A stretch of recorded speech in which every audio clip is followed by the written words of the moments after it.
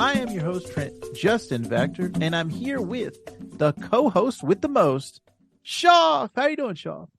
Ooh, I'm so good. I am so good. Oh, yeah. How are you? I'm doing excellent because this week we had the release of Black Panther Wakanda Forever. Ibambe. Ibambe. You and I are going to be giving our full thoughts on that in the next episode of Comic Book Kaiju. But in this episode, I wanted to talk specifically about someone who appears in Wakanda Forever, Riri Williams. So Shoff and I both had on our stacks the appearances of Riri Williams, the first appearances. And so that is Invincible Iron Man.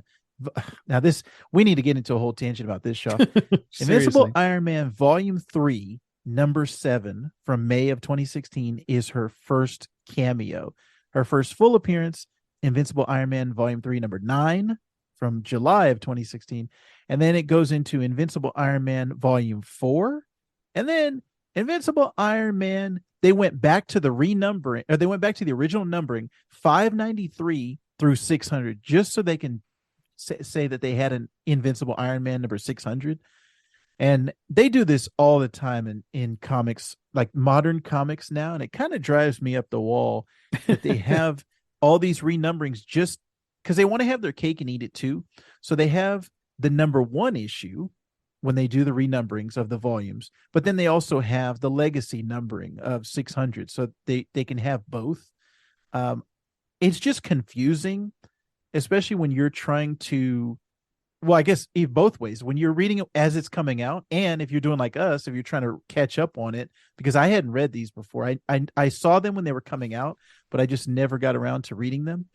So what was your experience, Shaw, trying to find these on Marvel Unlimited? Now I was there to guide you, but what do you think about these volumes and these renumberings? Well, initially, when you said, I want you to read the Invincible Iron Man run, and it was like, oh gosh, like 14 issues. Mm-hmm. I was like, oh, okay, that's manageable. And so I finished the 14 issues, and I'm like, we got like a taste of Riri Williams, Yes. but definitely not like, it's not her. She's not the featured person Right. in the issue. She's certainly not the title protagonist. And so I was like, did I miss something? Did I not follow the instructions? And then I was talking to you, and you're like, oh yeah, so that's like that's like maybe less than half of what you needed to read. So really it's those 14 issues plus 19 more issues. Yes. From, so basically spanning content from 2015 all the way through 2018. And what also sucked about that is in Marvel Unlimited, as we're reading it, there's some type of a bug where when you click on one, it takes you to the other Invincible Iron Man. So that's a whole other thing. That's a whole other problem that they have. So yeah, it's just a headache.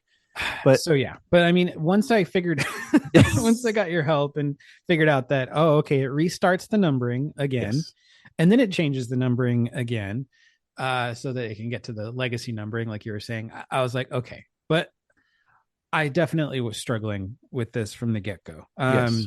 I mean, I'm glad we did it because it definitely prepared me for Black Panther Wakanda Forever. And I really like Riri Williams, but I definitely feel like there's a lot of concepts brought into the span of these, what is this, 33 issues, right, that felt just too busy, or rather that a lot of the concepts were introduced super late in the run and then left hanging. And because we didn't continue reading after that for this particular episode, like I'm at a loss for really understanding like how it all went down. Yeah. But I will say some of my big takeaways, things I really enjoyed. I liked Riri's character. I liked her spunk. I liked just the nature of her being just a genius out of Chicago. Yeah. And then being at like MIT and stuff like that. I thought that was really cool. I really like, and now it makes me want to go back and read that run. I think it's the infamous Iron Man. Yes. But Dr. Doom as Iron Man. Right. That whole thing was probably, and I hate to downplay Riri, but I kind of found that to be the most interesting thing, because it's by the end of those 30 plus issues, I still don't know why he did it. Right. Like Yeah. it's kind of unclear, and they Right. specifically say it's a little unclear. I mean, is it as simple as him just trying to do right after doing wrong for so long? I don't know. Is it that genuine? I'm not sure. But he's like an Iron Man with mystical magic powers. Like he's a cool character, and really interesting. And so I was really intrigued by that, and it makes me want to go check out the Infamous run. Nice. Yeah, and I enjoyed this Attack the Stack that we did, going through all of Riri's initial appearances.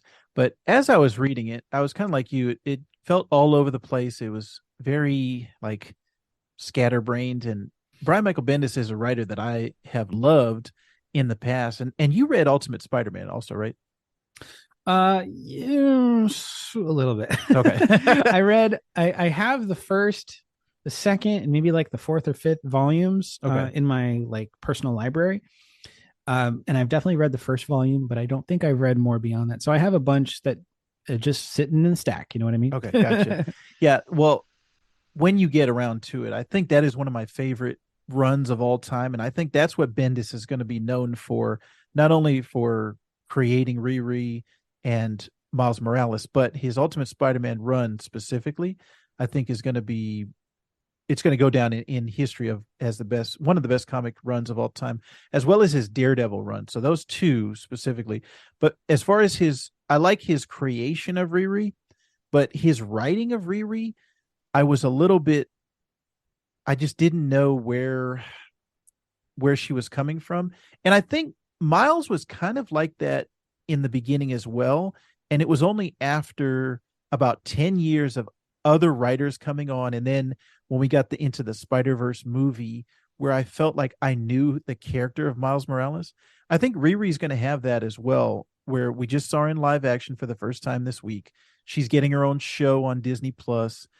Her character is going to get a lot more background and feeling like not fluffing up, but just she's going to get more to her rather than, oh, okay, she's initially introduced. Now let's go talk about Tony Stark. Right. Let's go over here. And so, like you said, it just felt very busy. It didn't feel like a cohesive thing. Unfortunately, that's where monthly comics are these days, where not everything is written for the trade, where it's written for the collection. It's more written to be month to month. And so if you go back and read it in a trade, it's like, oh, they're going in so many different directions, because month to month, the writer was just like, oh, okay, now I'm going to go over here. Now I'm going to go over here. Yeah. So that was kind of unfortunate. Now, Ironheart herself has a 12-issue run, which is on Marvel Unlimited. I'm going to get to that at some point, but I'm sure that one is more focused on her, because it's not called Invincible Iron Man, Ironheart. It is called Ironheart. That is the name of the comic. So hopefully, yeah, that will give us some more Riri stuff. But yeah, Shoff, I really enjoyed getting caught up on her. And then as we watched Wakanda Forever, kind of feeling like I knew a little bit more about her rather than just going in cold turkey and being introduced to her. Now, you had something to say to me, Shoff, about the artist in this book Yeah. or in this run. So, I mean, the art in general for this particular run was excellent. Like, yes. I loved the way that they styled the characters. I thought that the art in general had a very consistent look to it. Mm-hmm. Up until, and I did not write down, I did not write down the issue, but there's a point, I want to say it's in the latter portion. It's in like the second half of the Ironheart run, where the artist changes mid-issue. Yes. For like the last 5 pages of the issue, and it goes straight anime. Like it's like, this is the art style, and then suddenly it's Dragon Ball Z for the rest of the issue with no explanation whatsoever. Right. There's not even like a stylistic choice. It's literally somebody else who's drawing it, who made no efforts to look like the other artist. And then I think to myself, how are these artists getting away with this? Like, you have a job to do. If I showed up to work and I did 75% of my job, they'd be like, Jim, you got to finish this. You can't just submit it like this. Right. We're not going to have somebody else finish your work for you. You got to do it or you're going to lose your job. Right. Like, I just don't understand how an artist would not complete the work considering how much time they get to do it. Like, these issues are only coming out once a month typically. So I just, that was baffling to me, and it was not a fan of that. It was very jarring. And for me, the art has to be consistent for me to appreciate the comic. I get taken out of it. Like, I get taken out of the story as soon as something I guess doesn't make sense. Right. Then I'm out. And that definitely happened. Yeah. Yeah. And I think that's also one of those, I'm a little bit more accustomed to that because that is commonplace in monthly comics. And reading it month to month is not as jarring because you have 30 days. Whereas what we were doing was we were binging it and reading it back to back. And so it was very jarring to go from a consistent art style all the way up through it. And I think it was issue 11. I'm just looking at the names of the pencilers here. Stefano Caselli was the artist that you liked. And when it went into manga territory, that was when I think Taki Soma came on. So it's kind of a double-edged sword because I do understand the artist. Each artist works differently, where some of them it just takes them longer, and some of them I've heard artists say, I don't know why I'm able to do 5 pages a day, but I can. And other artists, well, I can do 1 page a day. So it's definitely artist to artist as it goes along. But I'm like you as well, Shoff, where I want to read a complete project or a complete product where it's one artist from start to finish. Now, where you have the advantage there would be if they just wrote a graphic novel, or they just did a graphic novel completely and then put it out versus coming out month to month. That's a good point. Yeah, that's a good point. Yeah, it's and that would be hard to do because a lot of times graphic novels are collecting not just the main run, but also some side stories in other arcs that just happen to feature the character that might have like some bearing resemblance to the plot. Right. Like I think, but keeping with the art, I wanted to mention, and this is more of a question for you as well as a statement for me, but a lot of this art, it felt to me like the artist knew that readers like to read it on a digital format with the smart panel, like the guided panel. Yeah. Because there were moments where I was reading the issues and the characters would be staring at each other. And then you would flip to the next panel, and the only thing that would change is the person's head would like tilt and face a different direction. And it looked like animation because nothing else about the image was changing except for the orientation of the face, and maybe only one person was nodding or something. Yeah. And it was like the artist knew that the reader was going to flip through panels that way so that the effect would be the illusion of animation. And I really truly believe that this is a premeditated effort on the part of the artist. And I don't know for sure, but I was like, there's no way that this is not that, because it was so evident to me. And I loved it. I loved that aspect of it because it really helped make it feel like it was an animated show or something like that. Yeah. And that was really, really cool. It's interesting. I really enjoyed, and I found kind of intriguing the element with the hood. I don't know that much about the hood, but that to me was really, really interesting. Yes. It kind of came out of nowhere. And that was my problem with it is I was like, I don't have any context for this, but I'm really interested in it. I'm going to write this down.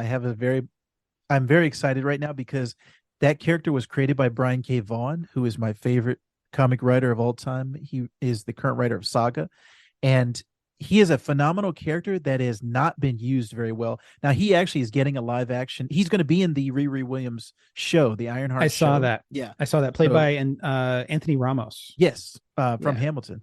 Yeah, and that's right. you are going to like him. He is a great character. Like I said, he just is so underutilized. So I have some recommendations. I'll give those to you off. Nice. Awesome. Okay. Excellent. Well, yeah, I think that was a good attack the stack, Shoff. Riri Williams, we got to know her, we got to understand her. A few hiccups along the way with some of the artists changing and the Invincible, like the the name changes from the storylines. But I think overall it was a good time. I did not regret catching up on Riri Williams, and I'm glad you joined me for this journey, Shoff. Thank you. Glad to be here. Thanks for having me. Shoff loves comics, and you should too.